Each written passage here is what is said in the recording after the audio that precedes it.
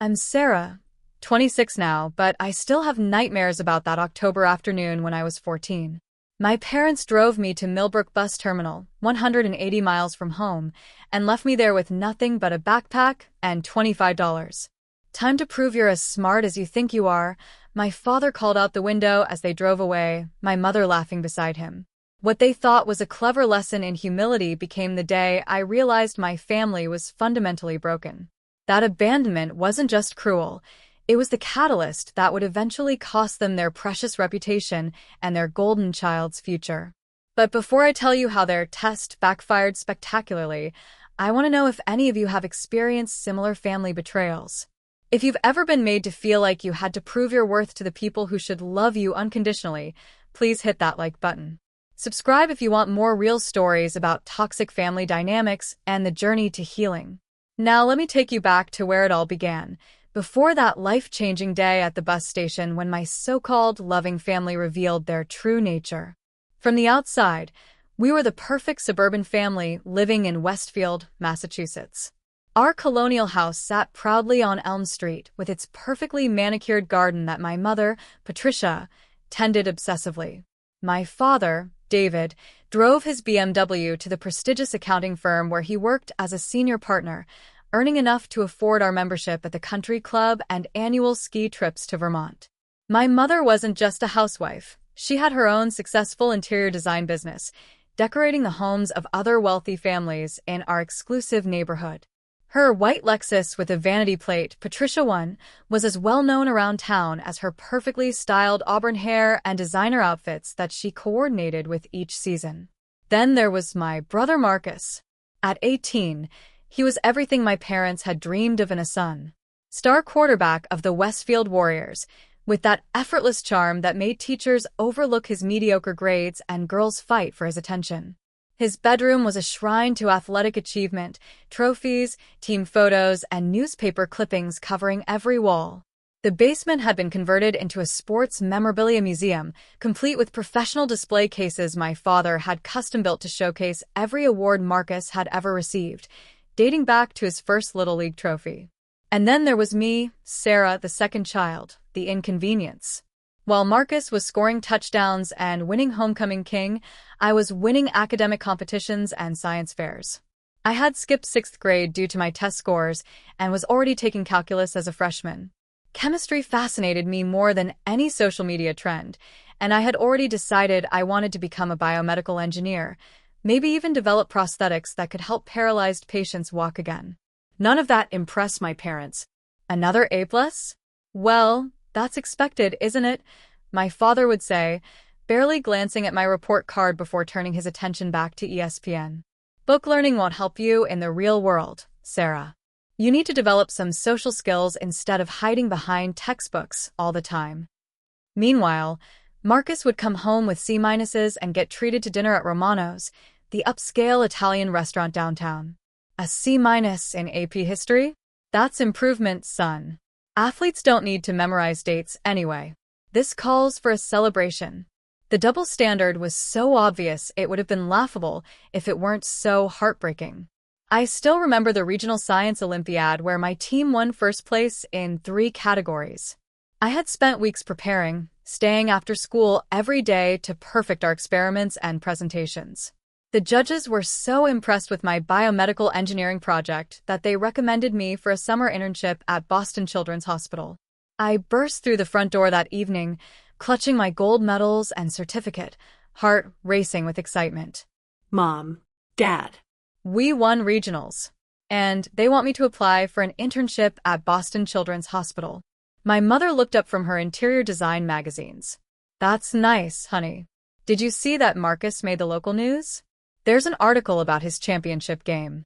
That same evening, Marcus came home with a participation ribbon from a wrestling tournament where his team had placed 4th out of 5 schools. My parents immediately suggested we all go to Cheesecake Factory to celebrate. Our son deserves recognition, my father announced, as if I wasn't sitting right there. Team sports build character. During dinner, they spent the entire meal discussing Marcus's wrestling moves and his potential college scholarship opportunities. My science Olympiad victory wasn't mentioned once. When the waiter asked if we were celebrating anything special, my father proudly said, "Our son's athletic achievements." I sat there picking at my pasta, invisible once again. This wasn't an isolated incident. It was our family's standard operating procedure. My mother enabled my father's favoritism, and Marcus, seeing how it benefited him, learned to exploit it. He understood early that he could do no wrong while I would be criticized for the smallest mistakes. "Sit up straight, Sarah. Don't read at dinner, Sarah. Why can't you be more outgoing like your brother, Sarah? That outfit makes you look antisocial, Sarah. Nobody likes a show-off, Sarah." My only refuge was my maternal grandmother, Nana Rose, who lived about 30 minutes away. She would invite me over for weekend visits, creating a sanctuary where I could discuss my interests without being mocked or dismissed. She had been a mathematics professor before retiring and genuinely appreciated my intellectual curiosity. "Your mind is a gift, Sarah," she would tell me, her eyes warm with pride. "Don't let anyone convince you to dim your light to make others comfortable." I noticed how she would purse her lips when my parents made dismissive comments about my achievements or when they would shower Marcus with praise for minimal effort. She saw the unfair treatment but seemed hesitant to intervene directly. I later learned she had tried to address it once, only to be completely shut down. "Don't tell me how to raise my children, Rose," my father had apparently said. "We're making sure Sarah doesn't develop an ego problem. The real world doesn't hand out participation trophies for being smart." In the weeks leading up to our family's autumn vacation, the tension in our house had been escalating. I had started questioning the family dynamics more openly, asking why Marcus was allowed to come home at midnight when I had to be in by 9 p.m., or why he got a new PlayStation for bringing his GPA up to a 2.8 while I was still using a laptop from 2018 despite my perfect 4.0. "Because life isn't fair," my father would snap. "The sooner you learn that lesson, the better off you'll be." I had no idea just how unfair they were planning to make it. October break had arrived, bringing with it our annual tradition of visiting my father's college roommate in upstate New York. Uncle Jim lived on a lake near Albany, and despite the growing tension at home, I was looking forward to the trip. Uncle Jim was different from my father, more relaxed, more interested in hearing about everyone's lives, not just Marcus's football stats. The morning of our departure, I packed carefully, including my current reading list and the journal I'd been keeping for my AP English class. Marcus, predictably, was running late, throwing random items into his gym bag while my parents waited patiently. "Hurry up, Sarah," my mother called upstairs, despite the fact that I was already standing in the foyer with my neatly organized suitcase. "We're waiting on you." The 3-hour drive began with the usual seating dispute.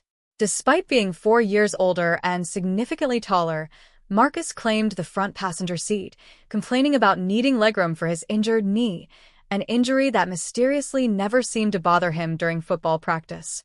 "Marcus needs a space," my father said immediately. "Sarah, don't make this difficult." So I found myself squeezed in the back seat next to Marcus's oversized equipment bag because the trunk was completely full with my mother's weekend wardrobe. My father controlled the radio, switching between sports talk and classic rock that only he enjoyed. Any request from me to change the station was met with lectures about compromise and considering everyone's preferences, everyone meaning everyone except me. About 2.5 hours into the journey, we pulled off the interstate into a small town I didn't recognize. The sign read Millbrook, population 3,847. "We need to make a pit stop," my father announced. "There's a bus station here with clean restrooms. Plus I need to stretch my legs before the final stretch." The station was small but well-maintained, with wooden benches and large windows overlooking the two-bay platform. A handful of people sat waiting for their buses, and a middle-aged man in a uniform was visible behind the ticket counter. 20 minutes, my father said, as we all got out of the car. "Use the bathroom and grab snacks if you need them." I headed to the restroom first, then browsed the small convenience shop, buying a bottle of water and a pack of gum. I wandered over to the large route map on the wall, fascinated by the intricate network of bus lines connecting different cities across New England. I was so absorbed in tracing the various routes that I didn't immediately notice the unusual quiet that had settled over the station. When I turned around, confused by the silence, my family was nowhere to be seen. "Mom?" Dad. I called out, thinking they might be outside or in another part of the building. No answer. A sick feeling began creeping up my spine as I walked quickly toward the main entrance. Through the glass doors, I saw our family car pulling out of the parking lot. For a moment, I thought there must be some mistake. Maybe they were repositioning the car or picking up something they'd forgotten. Then I saw my father's face through the driver's window. He was grinning widely. My mother was animated in the passenger seat, pointing in my direction and laughing. Marcus was leaning forward from the back seat, his phone out, apparently recording my reaction as the car accelerated toward the exit. My father rolled down his window and shouted across the parking lot, his voice carrying clearly in the crisp autumn air. "Time to prove you're as smart as you think you are. Figure out how to get home. Genius." The car disappeared onto the main road, leaving me standing there in complete shock. This couldn't be real. Parents don't abandon their children at random bus stations 180 miles from home. They just don't. But mine had. I reached for my phone to call anyone. It wasn't in my pocket. Frantically, I checked all my pockets, then remembered my father had collected our phones that morning, claiming he wanted a device-free family bonding experience. He had mine, along with Marcus's. They'd planned this. I ran outside, hoping desperately that they would circle back, that this was just a cruel joke that would end with them pulling up, laughing at my panic. 10 minutes passed. Then 20. They weren't coming back. With trembling hands, I checked my wallet. $25. That was all I had. Nowhere near enough for a bus ticket all the way back to Massachusetts. "Excuse me, are you okay?" The station attendant had approached without me noticing. His name tag read Frank, and his weathered face showed genuine concern. "I'm fine," I lied automatically, embarrassment washing over me. How could I possibly explain that my own parents had just abandoned me as some sort of twisted test? "My family will be back soon. They just want to get gas." Frank didn't look convinced. "They drove off pretty fast for people planning to return. Been watching from inside. You've been standing out here for 20 minutes. I felt tears threatening and fought them back. Crying wouldn't help, and I refused to break down in front of a stranger. "It's a family tradition," I lied, my voice sounding hollow even to my own ears. "A game we play."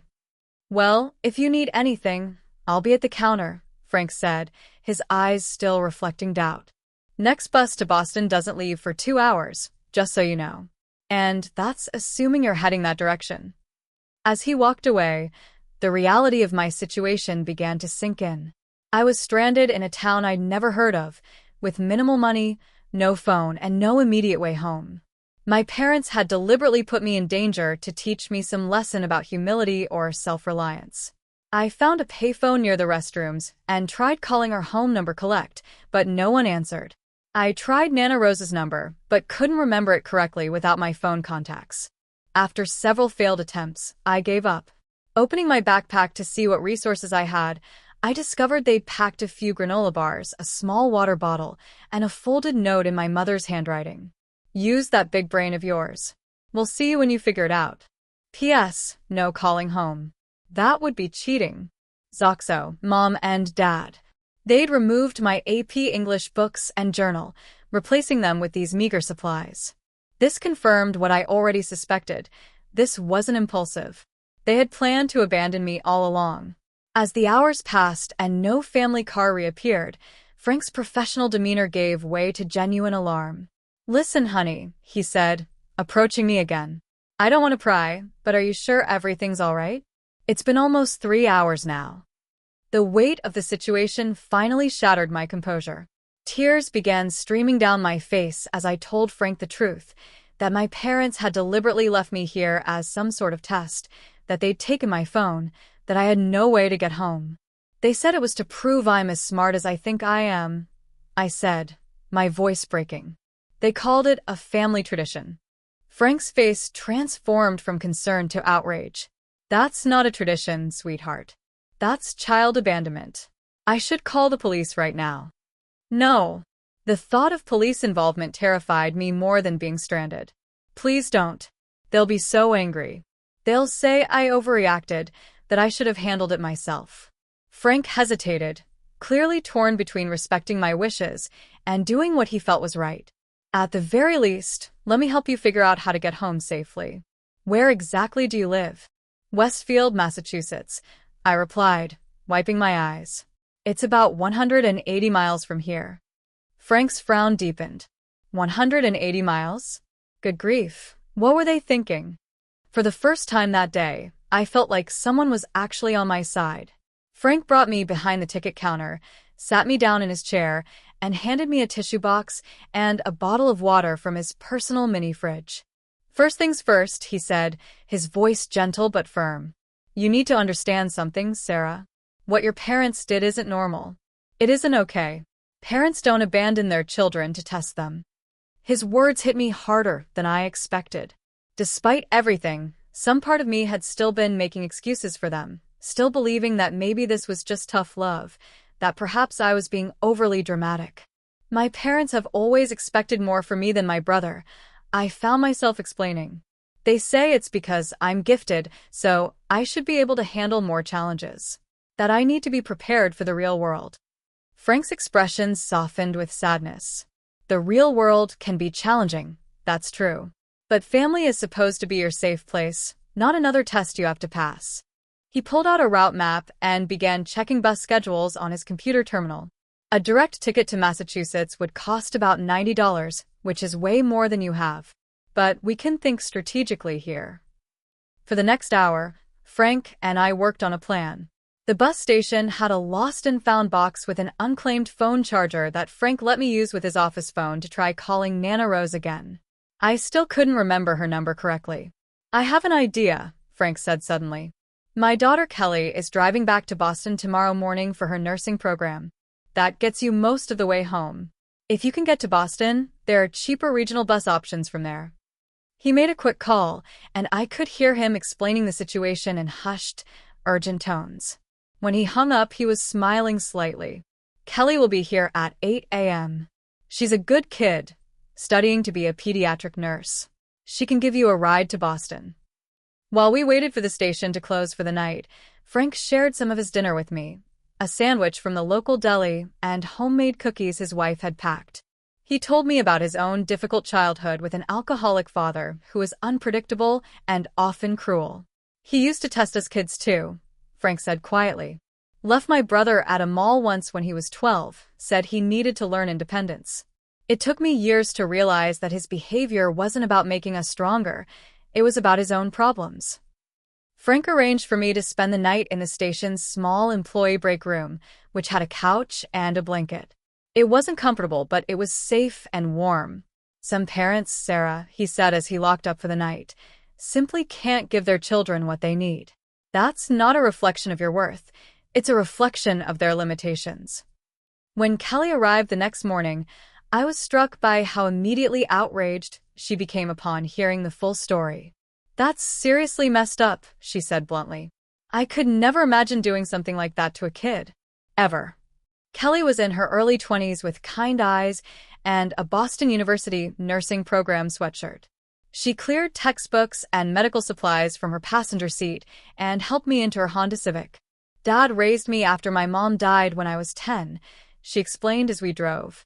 He worked double shifts at the depot and still never missed a school play or parent-teacher conference. That's what family is supposed to do, show up for each other, especially when you're vulnerable. The contrast between Kelly's experience with her father and my experience with my parents was stark and painful. During the 4-hour drive to Boston, we talked about everything from science. She was impressed by my knowledge of human biology, to music, to what it was like growing up with supportive versus conditional love. Both situations have their challenges, she acknowledged. But at least I always knew my dad had my back completely. When we reached the Boston bus terminal, Kelly insisted on buying my ticket to Massachusetts despite my protests. I'm a broke nursing student, but not that broke, she said firmly. Besides, Dad would disown me if I didn't make sure you got home safely. She waited with me until my bus arrived, made sure I had her phone number written down, and even gave me her emergency phone charger. Text me when you get home safe, okay? And if you ever need anything, I mean anything you call me. The kindness of these strangers, Frank and Kelly, compared to the cruelty of my own family, brought fresh tears to my eyes. The bus ride was nearly empty. I found a seat near the middle and watched the Massachusetts countryside roll by as we headed toward home. About an hour into the journey, an elderly woman boarded at a rest stop. Despite plenty of empty seats, she chose to sit across the aisle from me. "A young girl shouldn't be traveling alone on a Friday night," she said kindly. "I'm Margaret Chen, but you can call me Mrs. Chen." Mrs. Chen reminded me of a character from a novel, silver hair in a neat bun, reading glasses on a chain, and the kind of grandmother energy that made you want to tell her everything. When she offered me a homemade cookie from a small container, I found myself sharing my story. I hadn't planned to. The words just poured out, perhaps because I was exhausted, perhaps because she radiated the kind of safety I'd been craving. Mrs. Chen listened intently, occasionally shaking her head or making soft sounds of sympathy. When I finished, she took my hand in both of hers. "I was a family therapist for 30 years before I retired," she said. "What you're describing, Sarah, is emotional abuse. The favoritism, the dismissal of your achievements, and especially this abandonment, these are not healthy parenting strategies." Hearing the term emotional abuse applied to my situation was jarring. In my mind, abuse meant physical violence, not emotional manipulation and neglect. "But they provide for me," I protested weakly. "I have everything I need materially. Emotional needs are just as important as physical ones," Mrs. Chun said gently. "A house and food aren't enough if a child doesn't feel loved and valued for who they are." She reached into her purse and pulled out a business card. "This is a family counseling center in Springfield. They have resources for young people in difficult family situations." Then she handed me her cell phone. "Would you like to try calling your grandmother again? Sometimes stress can make us forget numbers we know by heart." This time, with the immediate danger behind me and Mrs. Chen's calming presence, I was able to remember Nana Rose's number correctly. When she answered, her voice was thick with sleep. It was almost 11 p.m. "Nana, it's Sarah. I need help." She became fully alert the moment she realized it was me. "Sarah, sweetheart, where are you? Your parents called hours ago saying you were having a sleepover with a friend." The lie didn't surprise me, but it still stung. I explained what had happened, trying to keep my voice steady. Nana Rose's reaction was immediate and fierce. "Which bus are you on? What's the next stop? I'm coming to get you right now." Mrs. Chen gently took the phone and spoke with my grandmother, explaining our current location and arranging to meet at the next major stop. When she handed the phone back to me, Nana Rose's voice was tight, with controlled fury. "I'll be there in 40 minutes, Sarah. Don't worry about anything else. I'm coming." Mrs. Chen stayed with me until the bus reached the designated stop, a 24-hour diner just off Route 91. She waited on a bench with me, her arm around my shoulders, until Nana Rose's car pulled into the parking lot. The moment I saw her, something broke inside me. I ran to her and collapsed into her arms, sobbing like a much younger child. She held me tight, one hand stroking my hair. "I've got you," she whispered fiercely. "I've got you now, sweetheart." The drive to Nana Rose's house was mostly quiet. I was physically and emotionally exhausted, slumped in the passenger seat while Nana Rose gripped the steering wheel, her jaw clenched in barely contained rage. She had tried calling my parents repeatedly, but they weren't answering their phones. "They're probably at Uncle Jim's by now," I offered weakly. "There are dead zones up there." "Dead zones don't last 8 hours," Nana Rose replied grimly. Nana Rose's house was a cozy cottage-style home in a quiet neighborhood about 15 minutes from our house. She led me to the guest room that was always kept ready for me, with its pale yellow walls and bookshelf full of classics she thought I might enjoy. "Take a hot shower, put on some pajamas, and try to rest," she said, squeezing my shoulder. "I'll make you some hot chocolate." The shower helped wash away the physical stress of the journey, but nothing could cleanse the emotional trauma of being abandoned by my own parents. When I emerged in borrowed pajamas, Nana Rose was sitting on the edge of the bed with a steaming mug of hot chocolate and marshmallows. I've left several messages for your father to call me immediately, she said. I've also called your Aunt Linda. Aunt Linda was my father's sister who lived in Connecticut. We saw her occasionally at holidays, and she'd always seemed more perceptive about family dynamics than most relatives. Why call Aunt Linda? I asked, sipping the hot chocolate gratefully. Because she's your father's sister, and she deserves to know what's happening. Also, Nana Rose's expression was grim. There are things about your family situation that you don't know, but that's a conversation for another day. For now, you need sleep. Despite her urging, sleep didn't come easily. I lay awake replaying the day's events, trying to understand how my parents could have done this. Around 2 a.m., I heard Nana Rose's phone ring, followed by her voice, low but intense. You did what? The volume increased with each word. David Michael Patterson, have you completely lost your mind? She is 14 years old. I crept to my door and opened it slightly, listening to the one-sided conversation. No, she did not cheat. She used her intelligence and the kindness of strangers to stay safe, which is exactly what she should have done. David, do you have any idea what could have happened to her? A pause. Don't you dare laugh at me. This isn't funny. This is child endangerment.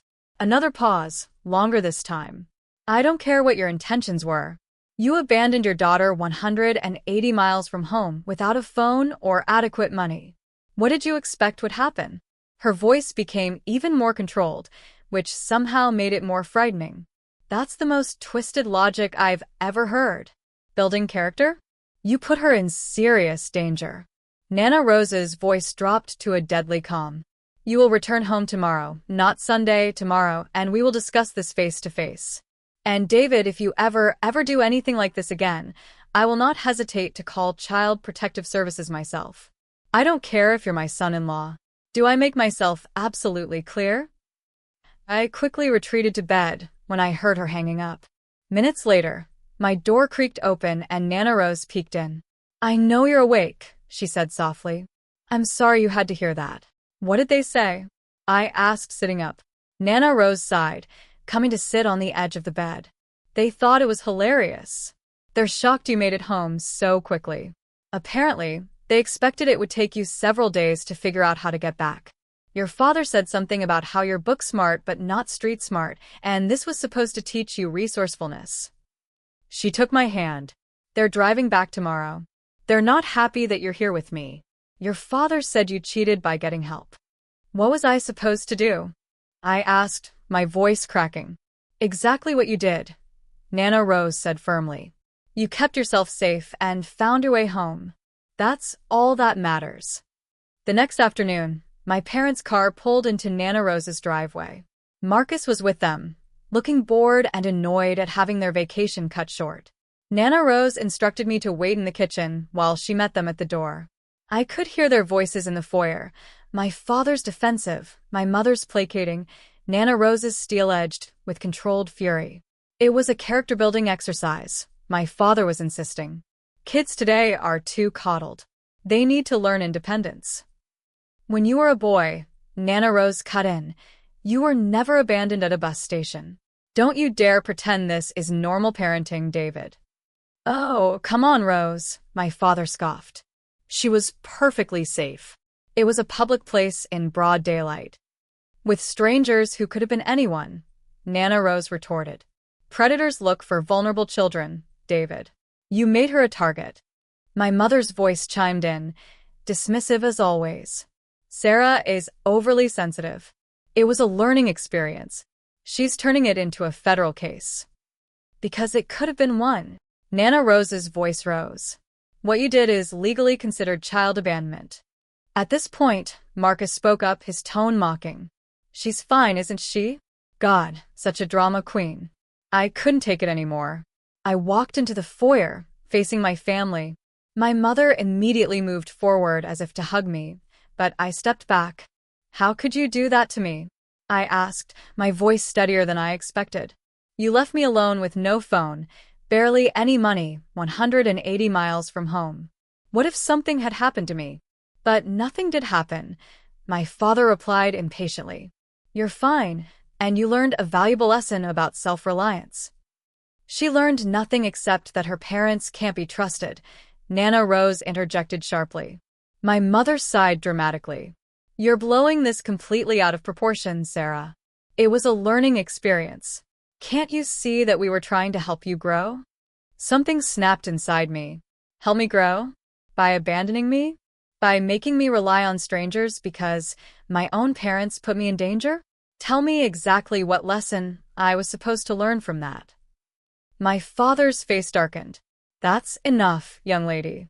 You will not speak to your mother in that tone. We came to take you home, and you're coming with us now. This conversation is over. No, Nana Rose said firmly, placing herself between us. She's staying with me tonight. You three need to go home and think long and hard about what you've done.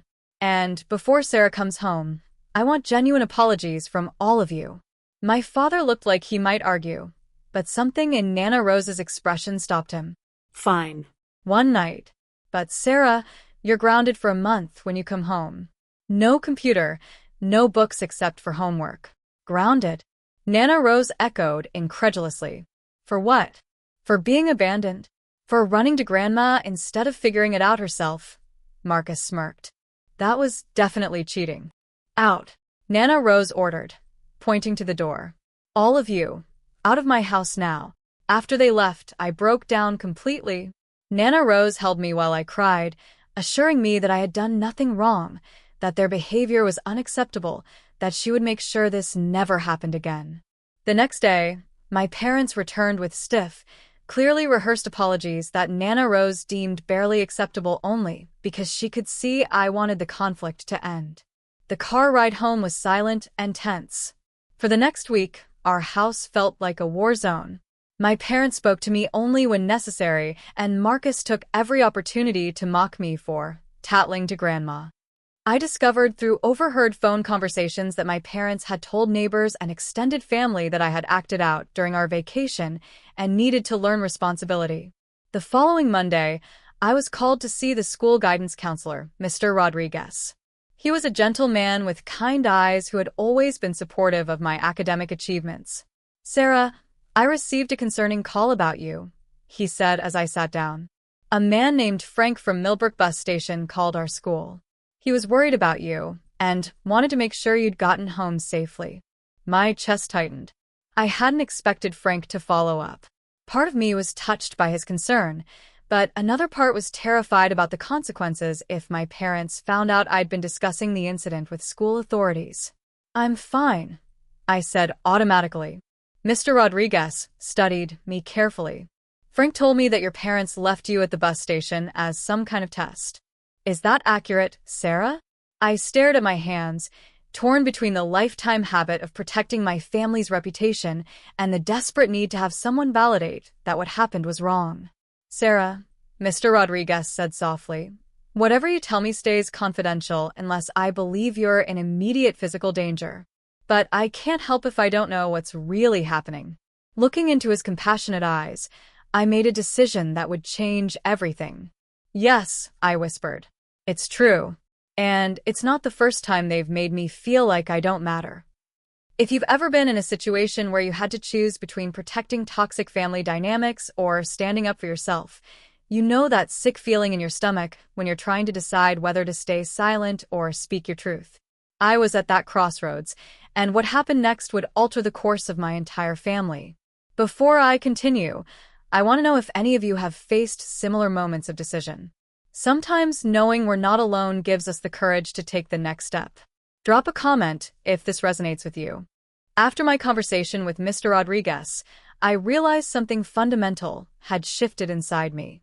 The illusion that my family would ever treat me fairly had completely shattered.